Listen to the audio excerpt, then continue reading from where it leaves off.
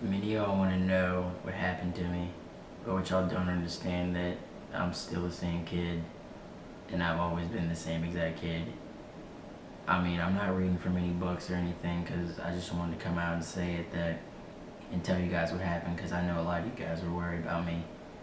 But basically what happened was I wanted to stop smoking and I wanted to stop doing everything and drugs in general before I even, like, me and my friends were talking and spring break was coming up, and I told them that it'd be really hard for me to quit before spring break, so I was gonna wait till after spring break.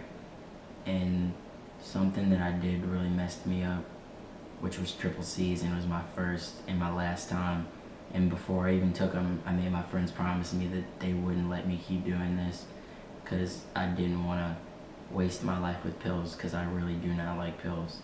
So that whole thing about me overdosing on medicine and getting sent to the hospital because of pills, which is really bullcrap, because the doctors doesn't know what they're talking about, because they aren't me. And I knew what I was saying about the whole $30 million. I was trying to get people to go to the mall, because I knew if they went to the mall, I would have a lot of different types of stuff that basically they could buy off me, and I knew I'd be making enough money, and I had a lot of different stuff, like jello shooters, alcohol, weed, all that type of stuff, and I just knew that basically people would buy it off of me, and that's how I'd be making most of my money, from flipping. And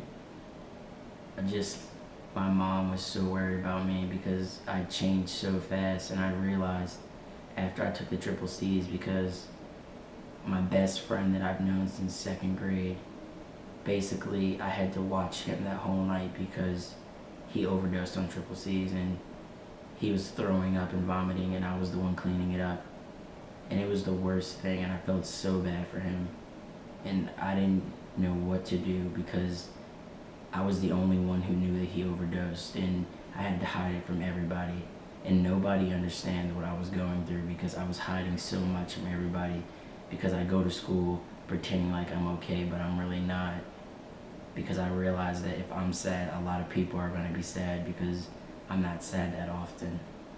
So basically, for me having to hide everything, basically I was building it up, and my mom sent me to Tucker's facility, which is a psychiatric hospital, which basically I didn't mind if I went, because I thought it was going to be a 5 to 4 day stay like they told me it was going to be. But basically when I went in there, the doctors thought I was insane, but I was really perfectly normal, and they were pumping me with so many medications that basically gave me the same feeling of being high, so when I left the place I wouldn't go back to smoking. But at the time I was already trying to quit, and I already didn't want to do any type of drugs. So them giving me pills basically made my body depend on pills. And I don't like pills at all, and I don't want to take them at all, because I've seen what they can do to people, and I've seen everything and how it affects my friends, and I just didn't want to live that life anymore. I was hiding a second life from my mom that she didn't even know about. I had a $500 bong that I kept away, weed stashed everywhere. It was like basically I was addicted to it. I didn't even know how serious it was until I stopped. People around me were telling me, and I was pushing them away, the people that actually cared about me more than my friends who I was getting fucked up with and getting done with pills and just triple C's and ecstasy. Like, I've seen everything. Like, I've seen my friends on every type of drug, and it's the worst feeling ever to know that you can't help them because of what they're going through. And when I went to Tucker's facility for 13 days, that's how long they kept me there, for 13 days, and that's why I wasn't at school, because I was at a psychiatric hospital for 13 days. Not because I was crazy, because I didn't care if I stayed there, because all the kids that kept coming in there, I was helping them, and I was basically pushing them out of there. And they were leaving in like 2 to 3 to even 1 day. I talked to so many kids, and I got their stories down, and I was like understanding what they were going through, because I went through the same thing, but mine was way worse. And I've already dealt with my problems before I even went to Tucker's. So when I went to Tucker's, which this was my journal at Tucker's, and they made me write in this every single day. do journal assignments. I had to get up at 8 o'clock every morning. I wake up at 5 a.m. every morning and do yoga because I wanted to keep my body back in shape.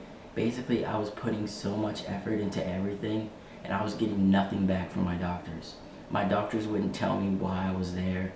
The whole time I was there, I thought I was there just for weed, but really, the drug tests that they gave me came back. The triple C's were basically, they thought that I just popped pills the whole entire time, which I didn't do, and many of my friends know that because they know the only thing I ever did was smoke. And I mean, I know a whole bunch of my friends are really upset and worried about me, and the reason why I haven't been on Facebook and the reason why I haven't been doing or talking to a lot of people more is because I've been so focused on trying to make a change in kids to realize the fact that they're throwing their lives away, and basically by focusing on school, they can have all the chill time they want later in life once they're done making all the right decisions and going to college. Like, they just don't understand how serious it is.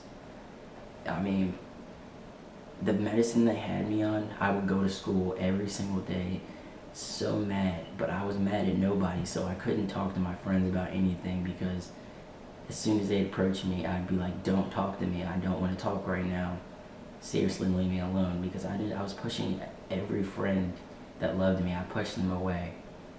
And then on Thursday, I stopped taking my meds because I realized that they were not helping me, and they're actually putting me in a worse state, to where the point where I wake up every single night having the same exact dream, cold sweats. Basically, I had to get up at 5 a.m. and get myself a drink every day because the medicine will make me have the worst nightmares ever. Basically, I just wanted to make a change, and that's why I haven't been hanging out with people and haven't been doing anything, because this whole entire time I've been just basically, when I was at Tucker's, the only thing I did was read books and get as smart as I could, because I knew if I came out and went back to school and made A's, my mom would be proud of me and my family would trust me again. Because I knew my family had no clue the fact that I was doing drugs, because I hid it from them, and they would have never have guessed if I would have never told them, which I did step up and tell them because I felt like it was the right thing to do, because I felt like it was getting out of control. Like, even in my journals, like, I've written down all my feelings. Like, it says right here, like, pills. It says I take medicine every day and I feel really happy right now, but I know it's fake happiness because it's only the medicine, and I know once the meds run off, I'm gonna be pissed again. And right after the medicine runs out, I get so upset, I get depression thoughts. The worst things come up in my brain, and nobody understands at all of what I was going through. So you can say you understand, you can say you've been through everything, but everything that I was going through, nobody understands whatsoever. The people that I loved the most and thought that they were there for me, straight up lied to my face and sent me off to a place that I didn't even know why I was there. Basically, everybody who I cared about turned my back on me at the last minute and screwed me over. And it's the worst feeling to feel like your best friends are out there and you can't do anything about it because you can't even see them, because all your so-called buddies ratted you out. And basically, a rumor started going around that I overdosed on pills, which didn't happen. I did the triple C's for the first time and the last time, and it changed my life, and it opened up my eyes of how it was basically I didn't want to do any more drugs because it was so crazy. Like, it was the worst feeling for me ever. I hated it. I don't approve any type of drug anymore. I don't approve triple C's. I don't approve of weed. I don't approve of anything, because I realize how it can make a difference in somebody's life. And you can tell me all you want the fact that weed is perfectly fine and it's the plant, because I used to say the same exact thing when I was smoking, and I was smoking at least $1,000 worth of pot per week. That's how much I was going through. O's and O's and O's. You guys have no idea. You think you smoked more than me, but you did not really, because I was the biggest pothead you'd ever met. Go to school high. I'd smoke like 2 J's, hit a bong, bubble it, all that. Right before school, go to school, get A's and B's.